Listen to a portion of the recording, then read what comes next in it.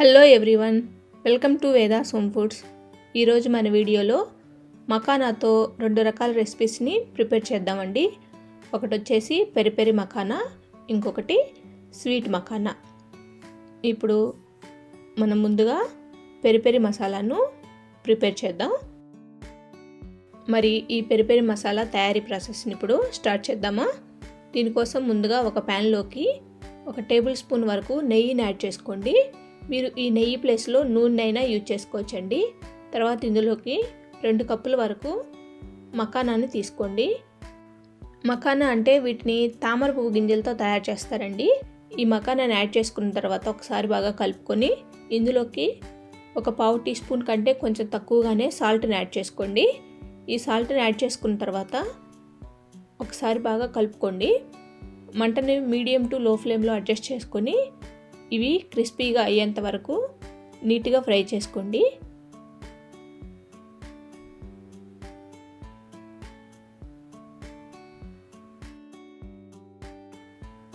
చూడండి, ఈ విధంగా క్రిస్పీగా అయ్యేంత వరకు ఫ్రై చేసుకున్న తర్వాత స్టవ్ ఆఫ్ చేసుకోండి. ఇప్పుడు వీటన్నింటిని ఒక ప్లేట్లోకి యాడ్ చేసుకొని వీటిని పక్కనుంచేయండి. ఇప్పుడు అదే ప్యాన్లోకి 1 టీ స్పూన్ వరకు నెయ్యిని యాడ్ చేసుకోండి. తర్వాత ఇందులోకి 1 టీ స్పూన్ వరకు పెరి పెరి మసాలాని యాడ్ చేసుకోండి. నేను ఈ పెరి పెరి మసాలాను ఎలా తయారు చేయాలో ఆల్రెడీ వీడియో చేశానండి. ఈ వీడియో కింద డిస్క్రిప్షన్ బాక్స్లో లింక్ ఇస్తాను, మీరు ఒకసారి ట్రై చేయండి. పెరి పెరి మసాలాను నెయ్యిలో పూర్తిగా కలిసేంత వరకు నీట్గా ఫ్రై చేసుకోండి.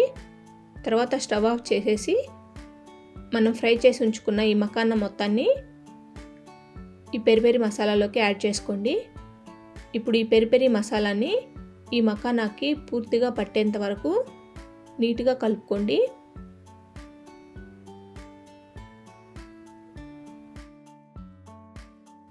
ఈ విధంగా కలుపుకొని ఇంకా వీటిని మనం సర్వ్ చేసుకోవడమేనండి. ఈ మఖానాన్ని పూర్తిగా చల్లారిన తర్వాత ఎయిర్ టైట్గా ఉండే ఒక డబ్బాలోకి యాడ్ చేసుకొని వారం నుండి 10 రోజుల పాటు నిల్వ చేసుకోవచ్చండి. ఇప్పుడు స్వీట్ మఖానాన్ని ఎలా తయారు చేయాలో చూద్దాం. ఈ మఖానా ప్రిపరేషన్ కోసం ముందుగా ఒక ప్యాన్ని తీసుకోండి. ఈ ప్యాన్లోకి 2 కప్పుల వరకు మఖానాన్ని యాడ్ చేసుకోండి. ఫ్లేమ్ని లో టు మీడియం మధ్యలో అడ్జస్ట్ చేసుకొని ఈ మఖానాన్ని క్రిస్పీగా అయ్యేంత వరకు ఫ్రై చేసుకోండి. మీకు కావాలంటే 1 టేబుల్ స్పూన్ నెయ్యిని యాడ్ చేసుకొని కూడా ఈ మఖానాన్ని రోస్ట్ చేసుకోవచ్చండి. నేనైతే డైరెక్ట్గానే నెయ్యిని యాడ్ చేయకుండా వీటిని ఫ్రై చేస్తున్నాను.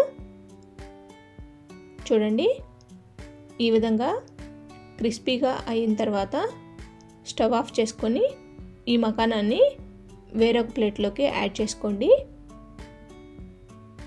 ఇప్పుడు వీటిని పక్కన పెట్టేసుకొని అదే ప్యాన్లోకి 1/4 కప్పు వరకు నువ్వులను యాడ్ చేసుకోండి. ఈ నువ్వులను లైట్గా ఫ్రై చేసుకోండి.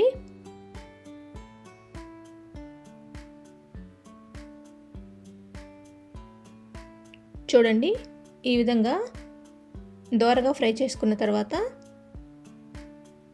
స్టవ్ ఆఫ్ చేసుకొని ఈ నువ్వులను ఇలా ఒక గిన్నెలోకి తీసుకొని పక్కన పెట్టేసుకోండి. ఇప్పుడు అదే ప్యాన్లోకి 1/2 కప్పు వరకు తరిగిన బెల్లాన్ని యాడ్ చేసుకోండి. తర్వాత 1 టేబుల్ స్పూన్ వరకు వాటర్ని కూడా యాడ్ చేసుకొని పాకం వచ్చేంత వరకు ఈ బెల్లాన్ని పూర్తిగా కరిగించుకోండి. చూడండి, ఈ విధంగా బెల్లంలోంచి బబుల్స్ ఫామ్ అవుతున్నప్పుడు ఇందులోకి 1/4 టీ స్పూన్ వరకు యాలకుల పౌడర్ని యాడ్ చేసుకోండి. ఈ యాలకుల పౌడర్ని యాడ్ చేసుకున్న తర్వాత ఒకసారి బాగా కలుపుకొని మంటని ఇప్పుడు మీడియం ఫ్లేమ్లోకి అడ్జస్ట్ చేసుకోండి. ఇప్పుడు పాకం వచ్చిందో లేదో చెక్ చేసుకుందాం. దానికోసం ఒక గిన్నెలోకి కొంచెం వాటర్ని తీసుకొని ఆ వాటర్లోకి కొంచెం పాకాన్ని యాడ్ చేసుకోండి. ఈ పాకాన్ని చేత్తో ఇలా దగ్గరికి చేసామంటే ఇలా కొంచెం గట్టి ముద్దలాగా ఫామ్ అవ్వాలండి. ఈ విధంగా ముద్దలాగా ఫామ్ అయిన తర్వాత స్టవ్ ఆఫ్ చేసేసుకోండి. తర్వాత ఇందులోకి నువ్వుల్ని యాడ్ చేసుకోండి. ఈ నువ్వులు మొత్తాన్ని ఈ పాకంలో కలిసేంత వరకు నీట్గా కలుపుకోండి. తర్వాత మనం ఫ్రై చేసి ఉంచుకున్న మకానా మొత్తాన్ని ఈ పాకంలోకి యాడ్ చేసుకోండి.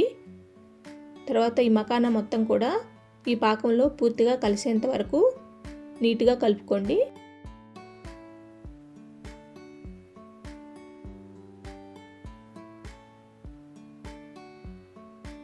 చూడండి, ఈ విధంగా నీట్గా కలుపుకున్న తర్వాత దీన్ని మొత్తం పూర్తిగా చల్లారబెట్టుకోండి.